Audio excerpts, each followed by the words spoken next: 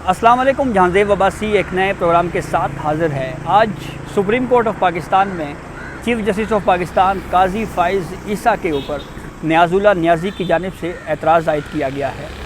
ये एतराज़ कैसे हुआ और इसके पीछे छुपे हुए मुहर्रिकात कौन हो सकते हैं, इसके ऊपर डिस्कस करेंगे और फिर आपको ये भी बताएंगे कि किसी जज के ऊपर एतराज़ करने का तरीक़ाकार क्या होता है और फिर माजी में इस हवाले से कुछ मिसालें हैं वो भी आपसे शेयर करेंगे और पार्लियामेंट इस मामले के ऊपर क्या कानून साजी करने जा रही है, उसका क्या इफ़ेक्ट होगा। और जो सुप्रीम कोर्ट ने स्टे दिया है तो पंजाब के जो 8 ट्रिब्यूनल्स हैं ये किस किस इलाके को डील करते थे, कौन कौन से पंजाब के अजला को डील करते थे, इसके ऊपर बात करेंगे। तो सबसे पहले तो आपको ज़रा डिटेल से बताते हैं कि जो सुप्रीम कोर्ट ने जो 8 ट्रिब्यूनल्स पंजाब के उनको सस्पेंड किया है जो लाहौर हाई कोर्ट के सिंगल रुकनी बेंच के फ़ैसले को, उस वजह से कि मीनिंगफुल कंसल्टेशन हो between chief justice Lahore high court Aalia Neelam साहिबा के साथ और chief election commissioner Sikandar Sultan Raja साहब के साथ, उन 8 ट्रिब्यूनल्स में जो अजला हैं उसके ऊपर बात कर लेते हैं। गुजरावाला, गुजरात, हाफजाबाद, मंडी बहाउद्दीन और नारोवाल के जो अजला हैं, इसके लिए जो इलेक्शन ट्रिब्यूनल तश्कील दिया गया था, जो इलेक्शन की शिकायत को जिसने सुनना है उसको, उस ट्रिब्यूनल के सरबराह जो हैं वो थे जस्टिस शाहिद करीम।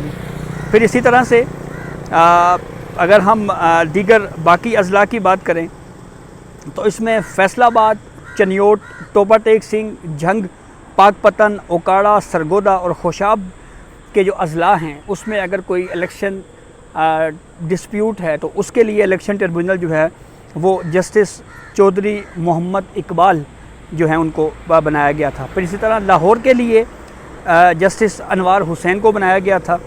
फिर कसूर, शेखुपुरा, ननकाना साहब और सियालकोट के लिए जस्टिस सुल्तान तनवीर अहमद को ये ज़िम्मेदारी आयद की गई थी कि वो ट्रिब्यूनल जो है उसके सरबराह होंगे। फिर इसी तरह भावलपुर, भावलनगर, रहीम यार ख़ान और लोधरा के लिए जस्टिस आसिम हफीज़ थे। फिर डीजी खान, लिया, मुजफ्फरगढ़ और राजनपुर के लिए जस्टिस सरदार मोहम्मद सरफराज डोगर थे। फिर इसी तरह मुल्तान, भक्कर, खानेवाल, विहाड़ी और साईवाल के लिए जस्टिस राहील कामरान को एज आ इलेक्शन ट्रिब्यूनल तैनात किया गया था। फिर रावलपिंडी, जेलम, चकवाल, अटक, मियांवाली और सराय आलमगीर के लिए जो जस्टिस मिर्ज़ा वकार रऊफ़ जो हैं इनको ये ज़िम्मेदारी आयद की गई थी। लेकिन मीनिंगफुल कंसल्टेशन के हवाले से जो इलेक्शन कमीशन का जो राय थी उसको सुप्रीम कोर्ट ने इस वजह से दुरुस्त किया है कि अगर इलेक्शन कमीशन ने अगर बामायनी मुशावरत करनी है चीफ इलेक्शन कमिश्नर के साथ तो उसके लिए ये जो ऑर्डर है ये आड़े आ रहा था, इसलिए उस ऑर्डर को सस्पेंड करना ज़रूरी था। इस इस्तदा को सुप्रीम कोर्ट ने इसलिए मंजूर किया है ताकि नए ट्रिब्यूनल जो हैं वो बनाए जा सकें। अब इस मामले पे आते हैं कि जो पार्लियामेंट इस मामले के ऊपर क्या कानून साजी करने जा रहा है। सेक्शन 140 के अंदर जो कानून साजी हो रही है उसमें ये कहा हुआ है कि अगर सिटिंग जज को इलेक्शन ट्रिब्यूनल में लगाया जाएगा तो उसके लिए मुतलका हाई कोर्ट के चीफ जस्टिस से कंसल्टेशन जो है वो ज़रूरी होगी। शेल का लफ्ज़ है यानी वो लाजमी होगी। तो इस कानून का मतलब ये हुआ कि अगर कोई रिटायर्ड जज इलेक्शन कमीशन लगाना चाहे तो इसके लिए मीनिंगफुल कंसल्टेशन जो है वो मुतलका हाई कोर्ट के चीफ जस्टिस से नहीं होगी।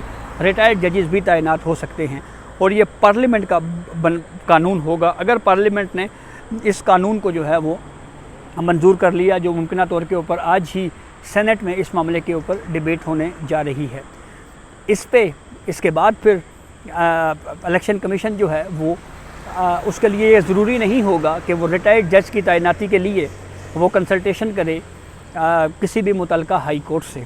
और अब पार्लियामेंट की कानून साजी के ऊपर सुप्रीम कोर्ट की मेजॉरिटी जो है वो प्रैक्टिस एंड प्रोसीजर कानून में यह असूल तय कर चुकी है कि पार्लियामेंट सुप्रीम है और पार्लियामेंट की कानून साजी में बेजा मुदाखलत ना करने के हवाले से सुप्रीम कोर्ट के अक्सरियती जजेस का ये व्यू मौजूद है। अच्छा, अब आते हैं बेंच के ऊपर अगर कोई एतराज़ किया जाता है तो उसका प्रोसेस क्या होता है।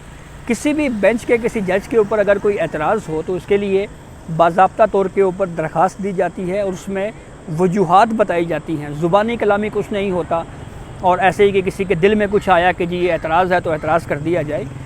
یہ زبانی اعتراض اور ایک بغیر کسی وجہ کے ایک اعتراض کیا گیا نیاز اللہ نیازی کی جانب سے، اور پھر اس سے میرے خیال میں پاکستان تحریک انصاف کی جو قانونی حکمت عملی ہے نہ صرف وہ مزید عیاں ہوتی ہے، بلکہ شاید اس سے پی ٹی آئی کو نقصان ہوا ہوگا. کم از کم کوئی ٹھوس ریزن لے کے آتے. اب کچھ مثالیں آپ سے شیئر کرتا ہوں.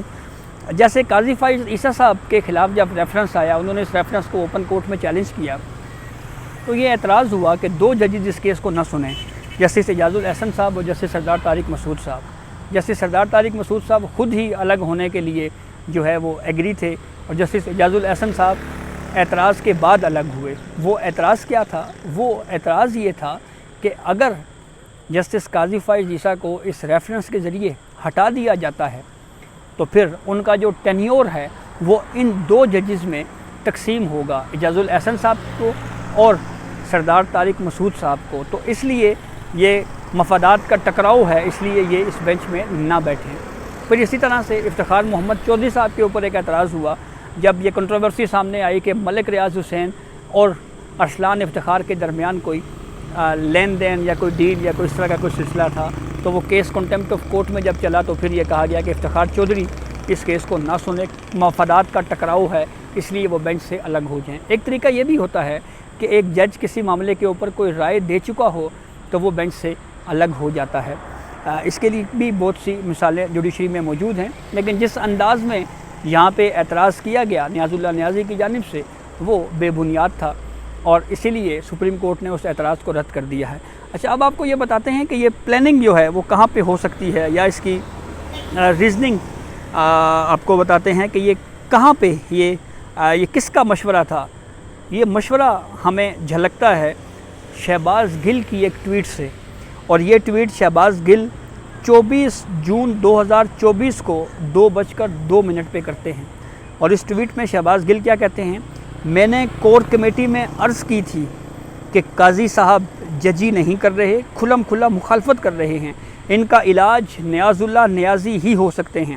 یہاں کوئی آئینی قانونی کیا نہیں، یہ کیس بدتمیزی پر مبنی ہے، وکیل کو بھی وہی کام کرنا ہوگا. قاضی فائز صاحب کو انہی کی دوائی، یعنی یہ کہا گیا جی شہباز گل کی جانب سے کہ نیاز اللہ نیازی کو جو ہے وہ بدتمیزی کرنی چاہیے کورٹ میں جا کر. تو یہ وہ ٹویٹ تھا جناب شہباز گل صاحب کا، جو انہوں نے کور کمیٹی میں کہیں جا کے انہوں نے مشورہ دیا تھا 24 جون 2024 کو. تو اس ٹویٹ سے جو لگ رہا ہے وہ ہم سب کے سامنے ہے، اور وہ اعتراض جس کو نیاز اللہ نیازی نے تو کر دیا، لیکن پی ٹی آئی ابھی تک آفیشیلی اس ایشو کو آن نہیں کر رہی. اور سب سے اہم بات، کورٹ نے بالخصوص چیف جسٹس قاضی فائز عیسیٰ صاحب نے کئی مرتبہ یہ پوچھا. مثال کے طور پہ جب انٹرا پارٹی الیکشن کا معاملہ آیا تو ایڈوکیٹ علی ظفر سے پوچھا گیا آپ کو مجھ پہ کوئی اعتراض ہے؟ 2 سے 3 دفعہ پوچھا، انہوں نے کہا جی ہمیں کوئی اعتراض نہیں ہے. پھر اس کے بعد یہ ٹربیونل والے معاملے کے اوپر جو فرسٹ ہیئرنگ تھی اس کے اوپر بھی کوئی اعتراض نہیں کیا گیا، لیکن آج دوسری ہیئرنگ کے اوپر اچانک اعتراض کر دیا گیا. سنی اتحاد کونسل والے کیس کو جو فل کورٹ سن رہا ہے اس کی سربراہی چیف جسٹس قاضی فائز عیسیٰ کر رہے ہیں. پولیٹیکلی پریس کانفرنسز میں جو ہے وہ یہ بیانیہ پی ٹی آئی جو ہے اینٹی جوڈیشری لے کے چل رہی ہے کہ چیف جسٹس قاضی فائز عیسیٰ اس کیس کو نہ سنیں.